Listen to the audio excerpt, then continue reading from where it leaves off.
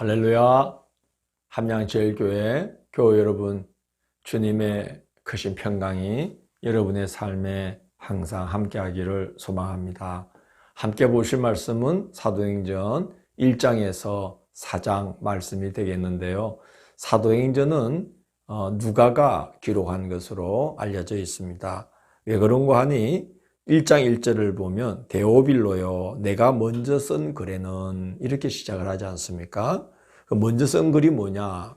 누가복음 1장 3절을 보면 이렇게 기록되어 있어요. 그 모든 일을 근원부터 자세히 미루어 살핀 나도 데오빌로 각하에게 차례대로 써보내는 것이 좋은 줄 알았노니, 이렇게 누가복음이 시작됩니다. 데오빌로라는 이름이 겹치죠.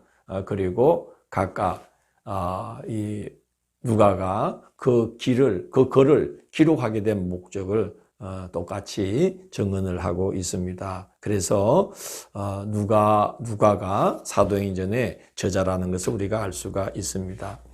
누가는 그의 첫 번째 저서인 누가복음을 통해서는 예수님의 행적, 가르침, 십자가 순환과 부활, 성천까지의 사역을 기록을 했고요. 두 번째 책인 사도행전을 통해서는 예수님이 십자가와 부활을 통해 성취하신 구원의 복음이 유대와 사마리아와 땅끝까지 이르러 전파되는 여정을 보여주고 있습니다.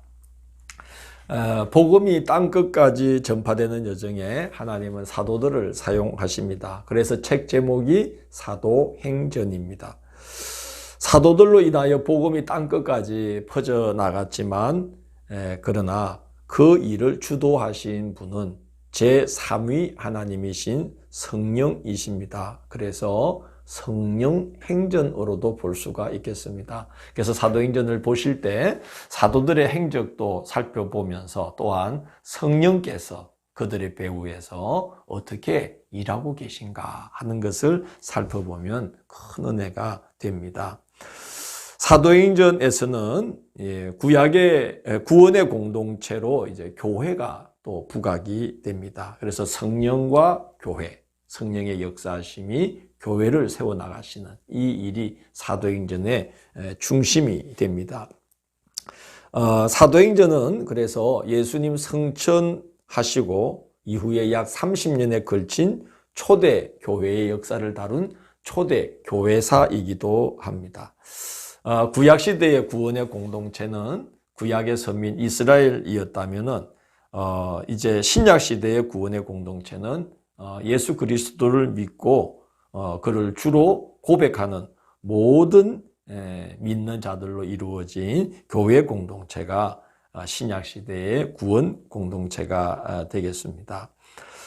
교회 공동체는 그렇기 때문에 예수님께서 십자가와 부활로 인해서 성취하신 그 구원의 복음을 예수님이 다시 재림하셔서 다시 오셔서 하나님 나라를 완성하시는 그날까지 그 구원의 복음을 끊임없이 전파하는 그런 이제 세계 선교의 공동체로서 교회는 존재합니다. 그래서 우리 성도들은 주님의 성천과 그리고 다시 오실 그날까지의 이 사이의 날들, 우리에게 주어진 현재의 날들을 이제 그 복음 전파를 해야 되는 그런 날, 세계 선교를 위한 사명을 부여받은 날들로 우리는 이해를 해야만 합니다. 그래서 사도행전을 보면 그 첫 장면은 예수께서 제자들에게 최후의 지상명령을 내리시는 장면으로 시작을 하고, 그리고 맨 마지막 장면은 그 주님의 지상명령을 감옥에 갇힌 중에도 열심을 다해서 실천하는 그 바울의 모습으로 사도행전이 마무리되고 있습니다. 우리의 사명이 바로 그것이라는 것을 사도행전은 증언하고 있습니다. 오늘 읽는 부분은 1장에서 4장은 이제 교회의 태동에 대한 이제 기록이죠. 교회의 태동은 순종으로부터 시작이 되었음을 볼 수 있습니다. 예수님이 성천하시기 전에 제자들에게 예루살렘을 떠나지 말고 아버지께서 약속하신 것을 기다리라 라고 분부하시고 몇 날이 못 되어서 성령으로 세례를 받을 거라고 약속하십니다. 그런데 제자들이 순종하기가 쉽지 않거든요. 예루살렘이라는 곳은 예수님을 죽인 유대교 당국자들이 예수님의 무리들이 어떻게 하는지를 예의주시하고 지금 있는 그런 참 위험천만한 곳입니다. 그러나 교회는 순종합니다. 정말 약속하신 것을 기다리면서 예루살렘에 머물러서 마음을 같이하여 오로지 기도에 힘씁니다. 그 순종으로 교회가 시작된 것이나 다름이 없지요. 그들이 약속하신 것을 기다리면서 오로지 한 마음으로 기도에 힘쓰는데 오순절이 이르자 불같이 성령으로 임하면서 모인 무리들이 성령의 충만함을 받습니다. 약속하신 것이 그들에게 허락이 된 것이죠. 그런데 놀라운 일이 일어납니다. 그 모인 무리들이 다 여러 나라의 언어들로 방언을 말하기 시작하는 것입니다. 그 말은 정말 각국에 흩어져 있는 그 해외 동포 유대인들이 절기를 지키러 예루살렘에 왔다가 그들이 살고 있는 나라의 언어들로 그 복음을 듣게 되는 그런 놀라운 방언을 그들이 하게 되었습니다. 그래서 그 모인 무리들이 놀라죠. 이 말하는 사람들이 다 갈릴리 사람들이 아니냐. 그런데 우리가 쓰고 있는 우리나라의 언어들로 그 하나님의 큰 일을 말하고 있다니 이게 도대체 무슨 일인가 하고 사람들이 놀라기 시작합니다. 그리고 이제 교회 공동체 식구들이 모여있는 그 집 앞으로 그 거리로 사람들이 막 모여들기 시작한 것입니다. 왜 하나님께서 성령을 통해서 이 제자들과 모인 무리들에게 각국 나라 말로 복음을 말하게 하셨을까요? 2장 14절 이하를 보면 사람들이 모여들자 베드로가 11사도와 함께 예수님의 십자가와 부활을 증언하고 회개하여 예수 그리스도의 이름으로 세례를 받고 죄사함을 받아라. 그러면 성령을 선물로 받게 될 것이다 라고 권고합니다. 그날 베드로의 설교를 듣고 세례를 받고 예수님을 믿기로 결심한 자가 3,000이나 되었다. 그렇게 성경에 기록이 되어 있습니다. 바로 이제 이 일을 위해서 성령께서 그들에게 각국 나라 말로 복음을 말하게 하는 표적을 나타내게 하신 것으로 볼 수 있습니다. 마가복음 16장 19절 20절 이건 마가복음 맨 마지막 구절인데요. 거길 보면 이 일에 대해서 이렇게 기록을 해놨습니다. 주 예수께서 말씀을 마치신 후에 하늘로 올려지사 하나님 우편에 앉으시니라. 제자들이 나가 두루 전파할세 주께서 함께 역사하사 그 따르는 표적으로 말씀을 확실히 증언하시니라. 이렇게 기록이 되어 있습니다. 제자들이 전하는 복음을 사람들이 믿음으로 받아들이게 하시려고 주님께서 성령을 통해서 표적이 나타나게 하신 것입니다.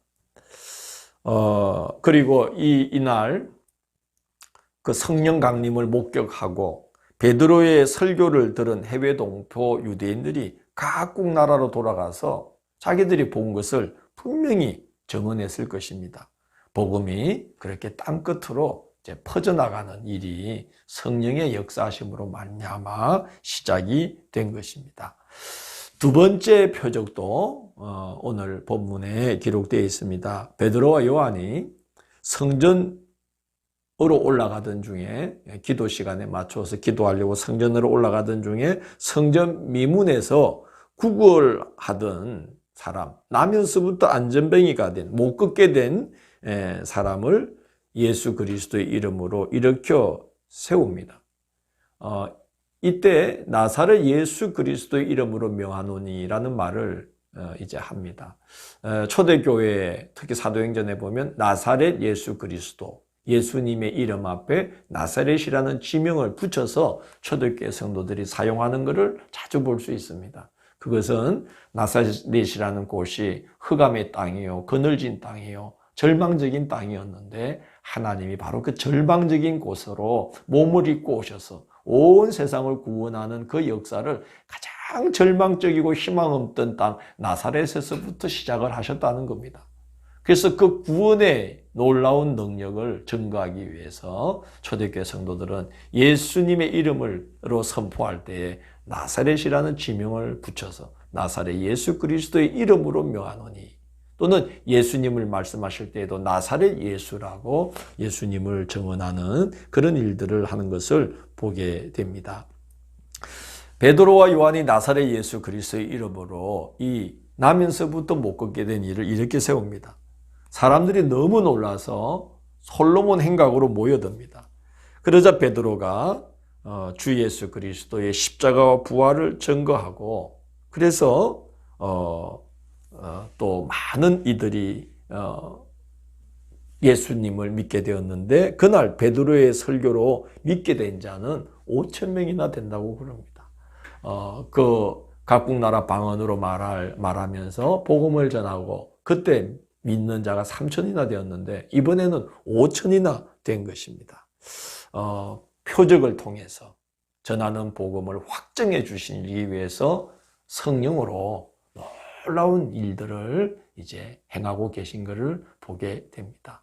우리도 그렇게 주님의 일에 순종하고 주님의 일에 힘을 다하고자 할 때에 놀라운 표적들, 우리로 하여금 하나님의 능력을 나타내게 하시는 놀라운 일들이 우리를 통해서 이제 드러난다는 것을 우리는 믿고 행해야만 되겠습니다. 이제 유대교 당국자들이 베드로와 요한을 붙잡아서 가두는 이제 장면이 오늘 본문에 나옵니다. 그럴만도 하지 않습니까? 3,000명, 5,000명이 연이어서 복음을 듣고 예수님을 믿기로 하고 교회에 입교를 했습니다. 유대교 당국자들로서는 이게 굉장히 곤혹스러운 문제고 유대교 체제에 잘못하면 치명적인 위협이 될 일이 시작이 된 겁니다. 그런데 베드로와 요한은 이 유대교 당국자들 앞에 붙들려 있었는데도 불구하고 담대하게 복음을 전합니다. 4장 19절을 보면 하나님 앞에서 너희의 말을 듣는 것이 하나님의 말씀을 듣는 것보다 옳은가 판단하라고 아주 담대히 증언을 합니다. 이 베드로가 사실은요, 대제사장의 집의 여종 앞에서조차도 예수님을 모른다고 3번이나 부인하던 베드로였는데 이제 그때의 베드로가 아닙니다. 사도들만 이렇게 변한 게 아니고요, 회중들이 다 그렇게 변했습니다. 사도들이 풀려나서 성도들에게로 가서 그들이 붙들렸던 소식을 전합니다. 그러자 이 성도들이 두려워하거나 겁을 내지 않고 하나님 앞에 담대히 기도하기를, 종들로 하여금 담대히 하나님의 말씀을 전하게 해 주십시오라고 하나님 앞에 간절히 기도하고 빌기를 다음에 모인 곳이 진동하여 무리가 다 성령이 충만하여 담대히 하나님의 말씀을 전하였다고 기록이 되어 있습니다. 제자들도 완전히 달라졌고 성도들도 완전히 달라진 것이죠. 정말 달라진 것은 그들의 삶의 모습입니다. 그래서 그들의 삶을 통해서 하나님 나라가 모습을 드러내게 되었어요. 사도들의 가르침을 받아서 서로 교제하고 떡을 떼며 오로지 기도하기에 힘쓰기 시작합니다. 그런데 또 물건을 서로 통용해서 재산과 소유를 팔아서 각 사람의 필요를 따라서 나눠줍니다. 그래서 거기 더한 자도 부족한 자도 없는 그런 놀라운 삶이 열리게 된 겁니다. 날마다 마음을 같이하여 성전에 모이기를 힘쓰고요.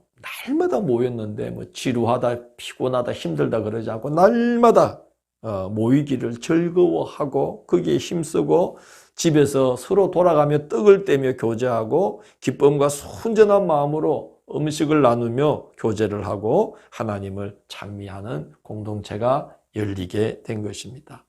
율법에 이제 희년이라는 계명이 있지 않습니까? 안식일, 안식년, 희년. 그래서 50년째가 되면 종들을 풀어주고 또 이제 빚을 갚지 못한 자의 빚을 탕감해주고. 그래서 모두가 다 고루고루 공평하게 되는 날, 회복되는, 원상대로 회복되는 그런 날, 기쁨의 날. 그게 희년 아닙니까? 그런데 사실 그 계명을 제대로 지킨 예가 구약시대에 별로 없었어요. 막 강제로 계명을 막 지키라고 해도 못 지켰어요. 그런데 성령이 임하자 그 희년의 정신을 초대교회 성도들이 자발적으로 실천을 하고 있는 거죠. 그래서 서로 가진 것을 나누면서 서로가 공평해지는 그런 놀라운 하나님 나라의 모습이 그들의 모임을 통해서 나타나게 된 것입니다. 구원 공동체인 교회가 그렇게 시작이 되었습니다. 그래서 사람들이 그걸 보고 하나님께 영광을 돌리고 그 공동체가 사람들에게 칭송을 받으면서 날마다 믿는 자의 수가 더해지면서 초대교회가 시작이 되었습니다. 우리는 이제 이렇게 주님의 말씀에 순종하고 성령을 사모해야 되겠습니다. 그래야만 우리는 하나님 나라의 모습을 우리 교회 공동체를 통해 우리 삶을 통해서 드러내고 그 모습을 땅 끝까지 나타내는 그런 세계 선교의 지상명령을 그래야만 감당할 수가 있는 것입니다. 그렇게 또 사도행전을 읽으면서 성령의 이끄심을 기도하고 또 성령의 충만함을 사모하면서 사도행전을 읽어나가는 시간들 되기를 바랍니다. 기도하겠습니다. 주님, 성령으로 함께 하셔서 우리 힘으로 할 수 없는 일들을 하게 하시고 우리 힘으로는 걸을 수 없는 길도 능히 걸으며 주님과 함께 승리하는 저희들이 되도록 인도하여 주옵시고 주님이 오시는 그날까지 우리에게 주님께서 분부하신 그 지상명령, 세계 선교의 지상명령을 잘 감당하는 우리의 나날들이 될 수 있도록 성령께서 역사하여 주옵소서. 예수님 이름으로 기도드립니다. 아멘.